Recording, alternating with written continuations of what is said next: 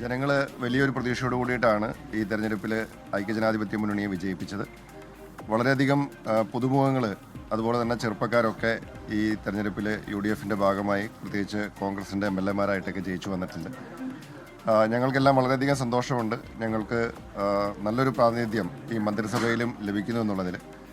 ജനങ്ങൾ ഞങ്ങളിൽ അർപ്പിച്ച വിശ്വാസം ഉൾക്കൊണ്ടുകൊണ്ട് അവരുടെ പ്രതീക്ഷയ്ക്കൊത്തുയർന്ന് പ്രവർത്തിക്കുവാനായിട്ടുള്ള എല്ലാ പരിശ്രമവും ഉണ്ടാവും. തെരഞ്ഞെടുപ്പിൻ്റെ സമയത്ത് ഞങ്ങൾ നിരവധി കാര്യങ്ങൾ ജനങ്ങൾക്ക് മുമ്പിൽ വെച്ചിട്ടുണ്ട്. അത് ഓരോന്നോരോന്നായി നടപ്പിലാക്കി മുന്നോട്ട് പോകുവാനായിട്ട് ഈ സർക്കാർ ശ്രമിക്കുന്നതായിരിക്കും. ഇല്ല, അതൊക്കെ ബഹുമാനപ്പെട്ട മുഖ്യമന്ത്രി അത് മന്ത്രിമാർക്ക് അലോട്ട് ചെയ്യുന്നതാണ്. അതിനൊക്കെ സംബന്ധിച്ചുള്ള ചർച്ചകളൊന്നും നടന്നിട്ടില്ല.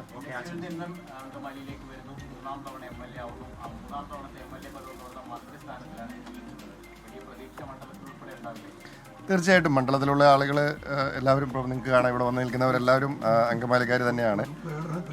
അവരുടെ അങ്കമാലിയിലെ ജനങ്ങൾ നൽകിയിട്ടുള്ള പിന്തുണയാണ്, പ്രോത്സാഹനമാണ് എൻ്റെ ഏറ്റവും വലിയ കരുത്ത്. ഇത്തവണ ഞാൻ ആദ്യത്തെ തെരഞ്ഞെടുപ്പിൽ മത്സരിച്ചപ്പോൾ ഏതാണ്ട് ഒരു 9,000 വോട്ടിൻ്റെ ഭൂരിപക്ഷത്തിലാണ് ജയിച്ചത്. രണ്ടാമത്തെ തെരഞ്ഞെടുപ്പിലായപ്പോൾ അതൊരു 16,000 വോട്ടിൻ്റെ ഭൂരിപക്ഷമായി. ഇത്തവണ അത് ഒരു 37,000 വോട്ടിൻ്റെ ഭൂരിപക്ഷമായി. അപ്പോൾ ഓരോ തെരഞ്ഞെടുപ്പ് കഴിയും തോറും അങ്കമാലിയിലെ ജനങ്ങൾ കൂടുതൽ സ്നേഹവും പിന്തുണയാണ് നൽകിക്കൊണ്ടിരിക്കുന്നത്.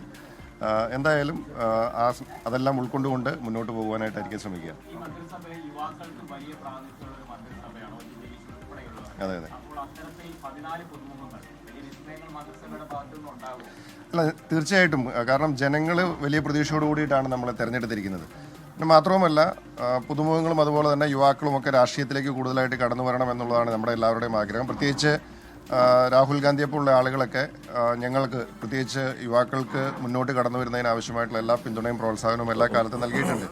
അപ്പോൾ അതിന്റെ ഭാഗമായി ഞങ്ങൾക്ക് മന്ത്രിസഭയിൽ റോജി എം ജോൺ അപ്രതീക്ഷിതമായി ഒരു ക്യാബിനറ്റ് എൻട്രി ആയിരുന്നു അപ്രതീക്ഷിതമായി പോയത്. എന്തായാലും അത് യുവാക്കൾക്ക് അവസരം നൽകണം. അതിൽ ഏതെങ്കിലും തരത്തിൽ കാറ്റഗറിയോ ഗ്രൂപ്പോ നോക്കേണ്ടതില്ല. വളരെ പെട്ടെന്ന് ആക്റ്റീവ് എന്ന രാഹുൽ ഗാന്ധിയുടെ നിർദ്ദേശപ്രകാരമൊക്കെയാണ് ആ ക്യാബിനറ്റ് എൻട്രി. അപ്പോൾ അങ്ങനെ കുറേയധികം യുവാക്കൾ ഒക്കെയുള്ള യുവരക്തം തിളയ്ക്കുന്ന ഒരു ക്യാബിനറ്റാണ് എന്ന് ഉറപ്പായും, മന്ത്രിസഭയാണെന്ന് ഉറപ്പായും പറയാം. അതിന്റെ ക്രിയേറ്റിവിറ്റി ഉണ്ടാകട്ടെ, അല്ലേ?